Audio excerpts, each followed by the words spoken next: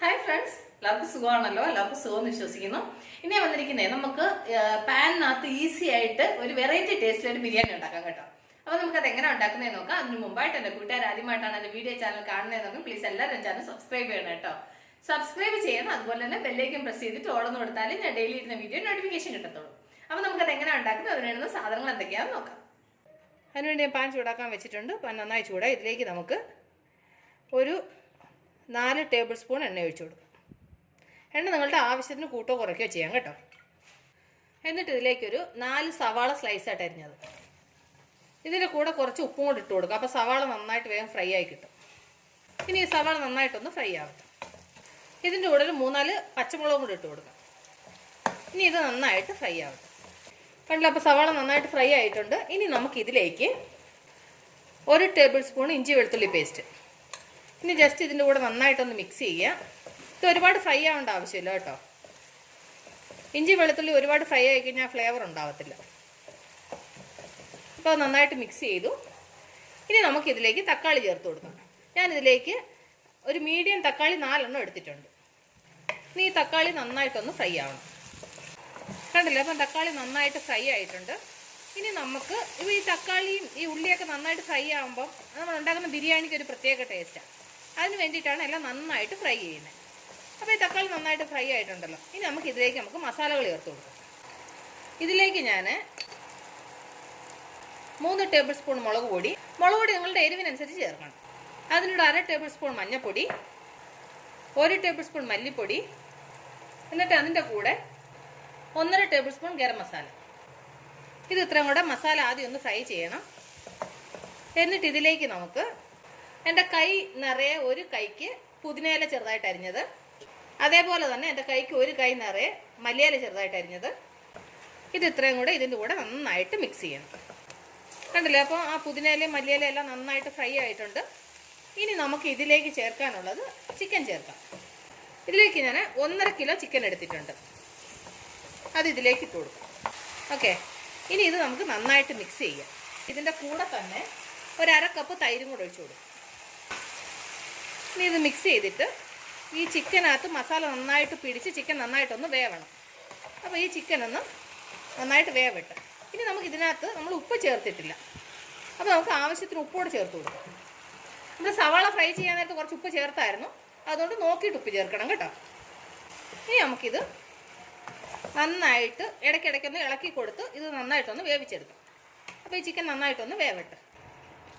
Chicken അവിടെ നിന്ന് വേവുന്ന നേരത്തെ ഞാനൊരു പാൻ അടപ്പേ വെച്ച് ഇതിലേക്ക് നമുക്ക് കുറച്ച് നെയ്യ് ഒഴിച്ചു കൊടുക്കാം. നെയ്യ് നന്നായി ചൂടാകുമ്പോൾ ഇതിലേക്ക് കുറച്ച് അണ്ടിപ്പരിപ്പ് മുന്തിരിങ്ങ. ഇത് ഓപ്ഷണലാണ്, നിങ്ങൾക്ക് വേണമെങ്കിൽ ചേർത്താൽ മതി. എനിക്കിത് ചോറിൻ്റെ കൂടെ കഴിക്കുമ്പോൾ ഒരു ടേസ്റ്റ് ഉണ്ട്, അതിന് വേണ്ടിയിട്ട് ഇടുക കേട്ടോ. അതിൻ്റെ കൂടെ 2 ബിരിയാണി ഇല, അതിൻ്റെ കൂടെ 3-4 ഗ്രാമ്പൂ, 3 ഏലയ്ക്ക, 2-3 ചെറിയ കഷ്ണം കറുവപ്പട്ട. ഇത് ഇത്രയും കൂടെ ആദ്യം ഒന്ന് ഫ്രൈ ആവണം. കണ്ടില്ല, അപ്പോൾ ഇത് നന്നായിട്ട് ഫ്രൈ ആയിട്ടുണ്ട്. ഇനി നമുക്ക് ഇതിലേക്ക് അരി ഇട്ട് കൊടുക്കാം. ഞാൻ 5.5 ഗ്ലാസ് അരിയാണ് എടുത്തേക്കുന്നത്. ഞാൻ ബുള്ളറ്റ് റൈസാണ് എടുത്തേക്കുന്നത് കേട്ടോ. ഞാൻ ബിരിയാണിക്കെല്ലാം ബുള്ളറ്റ് റൈസ് തന്നെയാണ് യൂസ് ചെയ്യാറ്. ഇനി ഈ അരി നന്നായിട്ടൊന്ന് ഫ്രൈ ആവും. കണ്ടില്ല, അപ്പോൾ നമ്മളുടെ അരി നന്നായിട്ട് ഫ്രൈ ആയിട്ടുണ്ട്. ഇനി നമുക്ക് സ്റ്റൗ ഓഫ് ചെയ്യാം. അത് കഴിഞ്ഞിട്ട് ചിക്കൻ എന്തായെന്നുള്ളത് നമുക്ക് നോക്കാം. അപ്പോൾ ഇത് ഇവിടെ ഇരിക്കട്ടെ. കണ്ടില്ലേ, അപ്പോൾ ചിക്കൻ നന്നായിട്ട് വെന്തിട്ടുണ്ട്. ഇനി നമ്മൾ ഈ ചിക്കൻ ഒന്ന് ഫ്രൈ ചെയ്യും കേട്ടോ. അപ്പോൾ അതുകൊണ്ട് ഒരു പക്ഷേ ഫുള്ള് വെന്തിട്ടില്ലെങ്കിൽ നമ്മൾ ഫ്രൈ ചെയ്യുമ്പോൾ അത് റെഡി ആയിക്കോളും. ഇനി നമുക്ക് എന്നാ ചെയ്യണമെന്ന് വെച്ച് കഴിഞ്ഞാൽ ഇതിൽ നിന്ന് ചിക്കൻ്റെ പീസ് ഇനി പറക്കി മാറ്റണം. മസാല അങ്ങനെ വിട്ടിട്ട് ചിക്കൻ മാത്രം ഇതിൽ നിന്ന് സെപ്പറേറ്റ് ചെയ്യണം. അപ്പോൾ ഞാൻ ഈ ചിക്കൻ എല്ലാം ഇതിൽ നിന്ന് സെപ്പറേറ്റ് മാറ്റട്ടെ. കണ്ടില്ല, അപ്പം ചിക്കൻ എല്ലാം ഇതിൽ നിന്ന് മാറ്റി. ഇനി നമുക്കിതിലേക്ക് നമ്മൾ ഫ്രൈ ചെയ്ത് വെച്ച അരി ഉണ്ടല്ലോ, അത് ഇതിലേക്ക് ഇട്ട് കൊടുക്കാം. എന്നിട്ട് ഈ മസാലയും അരിയും കൂടെ നന്നായിട്ട് മിക്സ് ചെയ്യണം. ഇതിൻ്റെ കൂടെ തന്നെ നമുക്കൊരു 2 ടേബിൾ സ്പൂൺ നാരങ്ങ നീര് ഒഴിച്ചു കൊടുക്കാം. ഈ നാരങ്ങ നീര് എന്തിനാണ് ഒഴിക്കുന്നതെന്ന് വെച്ച് കഴിഞ്ഞാൽ ഈ ചോറുകൾ തമ്മിൽ ഒട്ടാതിരിക്കാൻ വേണ്ടിയിട്ട് കേട്ടോ. അപ്പോൾ അത് നന്നായിട്ട് മിക്സ് ചെയ്യാം. കണ്ടില്ല, അപ്പോൾ നന്നായിട്ട് മിക്സ് ചെയ്തു.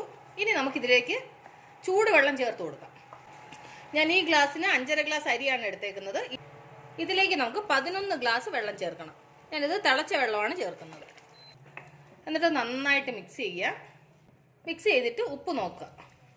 ഉപ്പ് കുറവുണ്ടെങ്കിൽ ആവശ്യത്തിന് ഉപ്പ് ചേർത്ത് കൊടുക്കണം. എനിക്കൊരല്പം ഉപ്പ് കുറവുണ്ട്, അല്പം ഉപ്പൂടെ ചേർത്ത് കൊടുക്കും. എന്നിട്ട് നന്നായിട്ട് മിക്സ് ചെയ്യുക. എന്നിട്ട് ഇത് അടച്ച് വെച്ചിട്ട് ഒരു മീഡിയം ഫ്ലെയിമിൽ നമുക്കിത് വേവിച്ചെടുക്കാം. ഇടയ്ക്ക് ഒരു 1-2 പ്രാവശ്യം ഇളക്കി കൊടുക്കണം കേട്ടോ. ബിരിയാണി അവിടെ വേവുന്ന നേരത്തിന് നമുക്ക് ആ ചിക്കൻ ഫ്രൈ ചെയ്തെടുക്കാം. അതിനുവേണ്ടി ഞാനൊരു പാൻ അടപ്പി വെച്ചു. ഇതിലേക്ക് ഞാൻ ഒരു 2 ടേബിൾ സ്പൂൺ എണ്ണ ഒഴിക്കുന്നുള്ളൂ. ഒരുപാട് എണ്ണ ഒഴിക്കുന്നില്ല. കാരണം വെച്ചാൽ നമ്മൾ ബിരിയാണി ഉണ്ടാക്കാൻ നമ്മൾ ആൾറെഡി നിറയെ എണ്ണ ഒഴിച്ചിട്ടുണ്ട്. അതുകൊണ്ട് കുറച്ച് എണ്ണ ഞാൻ എടുക്കുന്നുള്ളൂ. അത് നമുക്ക് ചിക്കൻ ഒന്ന് ഡ്രൈ ആക്കി എടുക്കാം. എന്നിട്ട് ഇതിലേക്ക് നമ്മൾ എടുത്ത് വെച്ചേക്കുന്ന ചിക്കൻ ഇട്ട് കൊടുക്കാം. അപ്പോൾ ആ ചിക്കനെല്ലാം ഇതിലേക്ക് ഇട്ട് കൊടുത്തു. ഇനി നമുക്ക് ഈ എണ്ണയിലിട്ട് ഇത് നന്നായിട്ടൊന്ന് ഫ്രൈ ആക്കി ഡ്രൈ ആക്കി എടുക്കാം. കണ്ടില്ലേ? അപ്പോൾ ചിക്കൻ നന്നായിട്ട് ഡ്രൈ ആയിട്ട് നന്നായിട്ട് ഫ്രൈ ആയിട്ടുണ്ട്. ഇനി നമുക്ക് നമ്മുടെ ബിരിയാണി എന്താ എന്നുള്ളത് നമുക്ക് നോക്കാം. ഇത് റെഡി ആയിട്ടുണ്ട്. ഇത് വിടിരിക്കട്ടെ. അപ്പോൾ നമ്മളുടെ ബിരിയാണി കുറച്ച് ഡ്രൈ ആയിട്ടുണ്ട്. നമുക്കിതൊന്ന് ഇളക്കി കൊടുക്കാം. കണ്ടില്ലേ? ഇനി കുറച്ചുകൂടെ വെള്ളമയമുണ്ട്. ഇനി ഈ ബിരിയാണിക്കകത്തേക്ക് എന്നാ ചെയ്യണമെന്ന് വെച്ച് കഴിഞ്ഞാൽ ഇതുപോലെ ബിരിയാണി ചോറ് ഇതുപോലെ ഒരു ലെയർ ആക്കിയിട്ട് നമ്മൾ ഫ്രൈ ചെയ്ത് വെച്ചേക്കുന്ന ചിക്കൻ ഉണ്ടല്ലോ, അത് ഓരോ സൈഡിലേക്ക് ഓരോരോ ലെയർ ആക്കിയിട്ട് ഇതുപോലെ ഇട്ട് കൊടുക്കും. ഓക്കെ, അതുപോലെ ഇങ്ങനെ ലെയർ ആക്കുക. ഓക്കെ, അപ്പോൾ ബാക്കിയുള്ളത് ഞാൻ ഇതുപോലെ ചെയ്യട്ടെ. കണ്ടില്ലേ? അപ്പോൾ ആ ചിക്കനെല്ലാം ഞാൻ ഇതുപോലെ ഓരോരോ ലെയർ ആക്കിയിട്ട് ഇതുപോലെ ഇട്ട് കൊടുത്തു. ഇനി നമുക്കിത് ലോ ഫ്ലെയിമിൽ ഇത് അടച്ച് വെച്ചിട്ട് കുറച്ചും കൂടെ ഇത് വെള്ളം ഡ്രൈ ആവാനുണ്ട്, ഇച്ചിരിയും കൂടെ ചോറ് വേവാനുണ്ട്. അപ്പോൾ ഈ ചിക്കൻ്റെ ടേസ്റ്റ് ഫുള്ള് ഈ ചോറിനകത്ത് പിടിക്കുകയും ചെയ്യും, ചോറൊന്നുകൂടെ വേവാനുള്ളത് വേവുകയും ചെയ്യും. ഓക്കെ, ഇനി നമുക്കിത് അടച്ചു വെക്കാം. അടച്ചു വെച്ചിട്ട് ലോ ഫ്ലെയിമിൽ ഇത് ഒരു 5 മിനിറ്റ് ഇങ്ങനെ ഇരിക്കട്ടെ. അപ്പോൾ നമ്മളുടെ ബിരിയാണി റെഡിയായി നോക്കാം. റെഡിയായി, കാരണം വെച്ച് കഴിഞ്ഞാൽ കൊണ്ട് ഞാൻ ഇടയ്ക്ക് 1-2 പ്രാവശ്യം കൂടെ ഇളക്കി കൊടുത്തായിരുന്നു. കണ്ടില്ലേ? ചോറൊക്കെ നന്നായിട്ട് മസാല പിടിച്ച് നന്നായിട്ട് ഡ്രൈ ആയിട്ടുണ്ട്. ഇനി നമുക്ക് സ്റ്റൗ ഓഫ് ചെയ്യാം. ഇനി ഒരു സെർവിങ് പ്ലേറ്റിലോട്ട് ഒന്ന് മാറ്റട്ടെ. കണ്ടില്ലേ? അപ്പോൾ എത്ര ടേസ്റ്റി ആയിട്ട് സിമ്പിളായിട്ട് നമ്മൾ ഈസി ആയിട്ട് ഒരു ബിരിയാണി ഉണ്ടാക്കിയെന്ന് കണ്ടില്ലേ, ഒരു വെറൈറ്റി ടേസ്റ്റിൽ. അപ്പോൾ എൻ്റെ കൂട്ടുകാർക്ക് ഞാൻ നിങ്ങളുമായിട്ട് ഷെയർ ചെയ്ത ഈ ബിരിയാണി റെസിപ്പി നിങ്ങൾക്ക് എല്ലാവർക്കും ഇഷ്ടപ്പെട്ടാണെന്ന് വിശ്വസിക്കുന്നു. നിങ്ങളെല്ലാവരും ട്രൈ ചെയ്യണം കേട്ടോ. നിങ്ങളെല്ലാവരും ട്രൈ ചെയ്ത് നിങ്ങൾക്ക് ഇഷ്ടപ്പെട്ടാൽ നിങ്ങളുടെ ഫ്രണ്ട്സിന് ഷെയർ ചെയ്യുക, ലൈക്ക് ചെയ്യുക, വാല്യുബിൾ കമൻറ്റ്സ് ഇടുക. നാളെ നമ്മൾ രുചികരമായ പുതിയ വീഡിയോയും പുതിയ റെസിപ്പിയുമായിട്ടാണ് നമ്മൾ വീണ്ടും കാണും വരെ. ബൈ.